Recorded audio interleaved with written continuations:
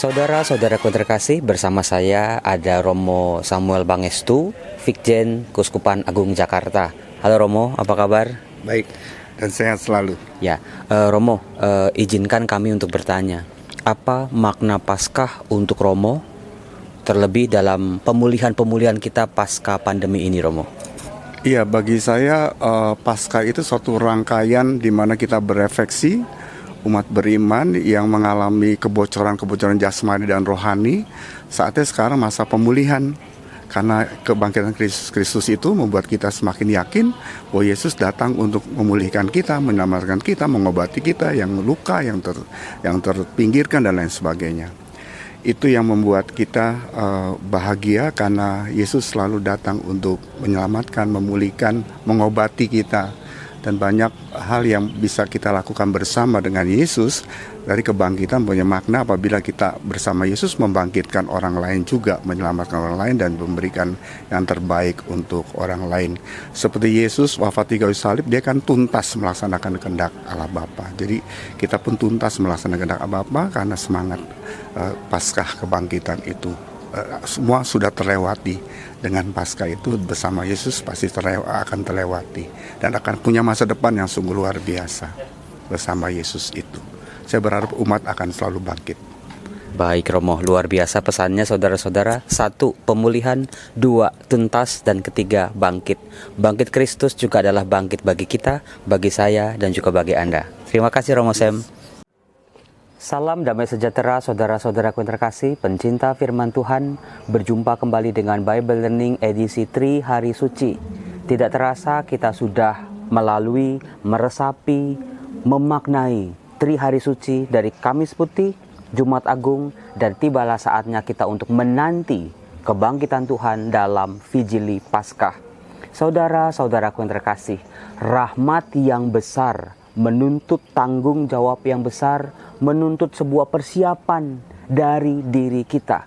Maka dari itu, saya Romo Yosef mengucapkan banyak terima kasih kepada seluruh umat yang dengan serius mempersiapkan Paskah mereka.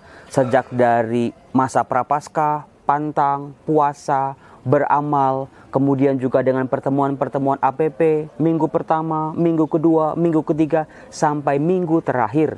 Ada begitu banyak kegiatan-kegiatan di tengah umat yang diciptakan bagaimana kita berjuang bersama-sama untuk memperjuangkan penghargaan terhadap martabat manusia. Saudara-saudaraku, kalau Anda bertanya kepada saya, apa yang menjadi kata kunci bagi saya dalam rangka Paskah ini?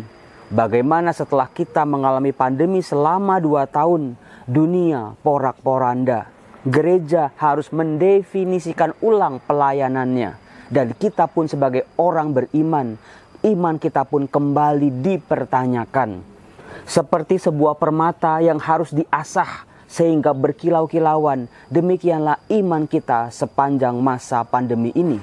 Saudara-saudaraku yang terkasih, saya juga merasakan betapa hidup selama masa pandemi menjadi tidak mudah.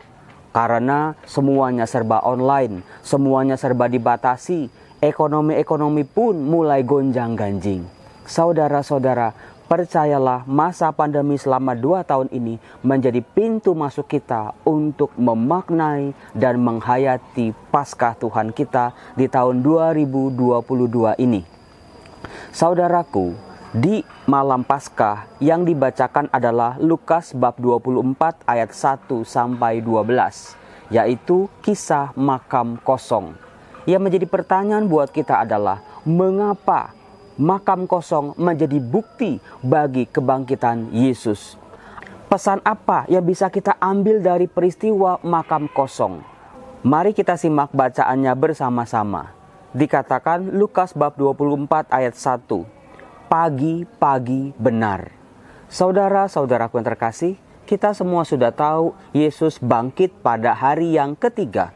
Jadi ngitungnya gimana? Baru saja Jumat Agung kita merayakan wafat Yesus. Kenapa hari Sabtu malam kita merayakan kebangkitan Yesus? Cara menghitungnya seperti ini. Yesus wafat di jam 3 hari Jumat. Dari jam 3 sampai jam 6 itu dihitung 1 hari. Karena orang Yahudi menghitung hari dimulai dari jam 6 sore. Jadi dari hari Jumat jam 3 ke jam 6, satu hari, jam 6 hari Jumat sampai terus hari Sabtu jam 6 sore, itu hari kedua. Maka dari itu jam 6 sore hari Sabtu, itu sudah masuk hari ketiga. Maka dari itu di hari Sabtu malam atau Sabtu sore lewat dari jam 6 sore, kita menanti-nantikan kebangkitan Yesus. Saudara-saudaraku yang terkasih, kembali ke makam kosong. Mari kita lihat. Pagi-pagi benar, pada hari pertama dalam pekan, wanita-wanita pergi ke makam dan membawa serta rempah-rempah yang telah mereka sediakan. Saudara-saudaraku, banyak pembaca kitab suci melewati begitu saja kata rempah-rempah. Padahal kata rempah-rempah menjadi sebuah barang bukti atau saksi bahwa Yesus sungguh wafat. Bukan sekedar pingsan, bukan hanya setengah mati, tetapi sungguh-sungguh mati. Rempah-rempah biasanya digunakan untuk mengurapi jenazah orang mati. Mengapa baru setelah hari ketiga? Saudaraku, penting diingat bahwa ketika Yesus wafat itu hari persiapan Paskah. Maka Yesus yang wafat di hari Jumat buru-buru dimakamkan. Karena apa? Karena mereka harus buru-buru mempersiapkan Paskah Tuhan. Maka Tuhan Yesus dimakamkan ala kadarnya. Mereka berpikir nanti setelah Paskah orang Yahudi lewat, Yesus baru diurapi sebagaimana mestinya.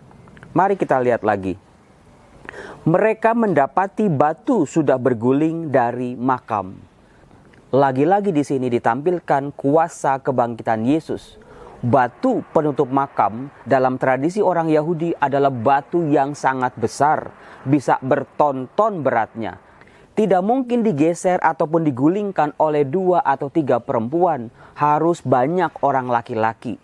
Maka batu besar penutup makam adalah sebuah simbol tantangan, hambatan, kesulitan yang dihadapi oleh kita sebagai orang beriman. Tetapi oleh kebangkitan Yesus, tantangan, kesulitan, rintangan itu dihalau dari kita.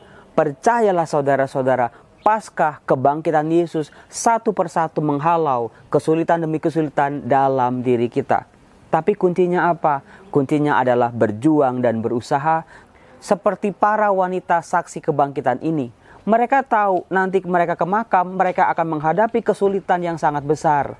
Tetapi mereka berusaha dulu, pagi-pagi berjuang dulu, hambatan pun dilalui dari mereka. Tantangan yang kedua yang dihadapi oleh para wanita ini adalah di ayat 3. Mereka tidak melihat jenazah Yesus.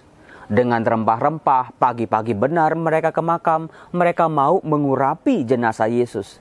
Tetapi kenyataan yang mereka hadapi, jenazah Yesus sudah tidak ada lagi. Ini adalah simbol kedua dari diri manusia yang seringkali kecewa. Tidak mendapatkan apa yang mereka harapkan. Tidak mendapatkan apa yang mereka inginkan.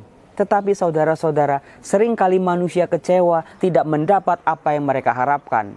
Padahal ada rencana Tuhan yang jauh lebih indah, jauh lebih agung daripada apa yang kita pikirkan. Lagi-lagi itu kuasa kebangkitan. Dalam keadaan bingung dikatakan, tiba-tiba berdirilah di hadapan mereka 2 orang pemuda berpakaian putih berkilau-kilauan.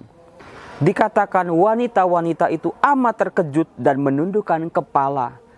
Saudara-saudara, lagi-lagi ada begitu banyak simbol-simbol dalam bacaan Injil. Kalau tadi bingung, lalu amat terkejut, lalu menundukkan kepala. Tindakan-tindakan itu adalah simbol ketidakberdayaan manusia menjalani hidup ini. Yang kadang-kadang bahkan akhir-akhir ini menjadi terlalu berat untuk dijalani. Tetapi saudara-saudara, lagi-lagi kuasa kebangkitan tidak akan membiarkan manusia tidak berdaya menghadapi hidup. Malaikat itu berkata, "Mengapa kamu mencari yang hidup di antara orang mati? Dia tidak lagi di sini. Dia sudah bangkit." Saudaraku, pesan 2 pemuda dengan pakaian putih berkilau-kilauan yang didengar oleh para wanita ini sebetulnya juga adalah pesan buat kita. Yesus sudah bangkit. Yesus sudah mengalahkan maut. Yesus sudah mengalahkan kematian. Yesus sudah menebus Hidup manusia yang terengut oleh dosa, oleh kuasa kegelapan, ditebus oleh hidup Allah. Saudara-saudara, apakah Anda ingat ketika penciptaan manusia baru hidup ketika Allah menghembuskan nefes hidup kita adalah hidup Allah sendiri. Maka kalau kita mati karena dosa, hanya hidup Allah lah yang bisa menyelamatkan kita, bukan yang lain. Saudara-saudaraku yang terkasih, apapun situasi kita saat ini, percayalah rahmat Tuhan sedang bekerja dalam diri kita. Kuasa kebangkitan satu persatu melepaskan kita dari segala belenggu-belenggu, dan Allah sedang mengadakan pemulihan untuk dunia, untuk gerejanya, untuk kita termasuk saya dan juga Anda. Percayalah kuasa pemulihan itu bekerja mulai dari sekarang. Salam damai sejahtera saudaraku. Saya Romo Yosef mengucapkan selamat Paskah untuk Anda semua. Salam.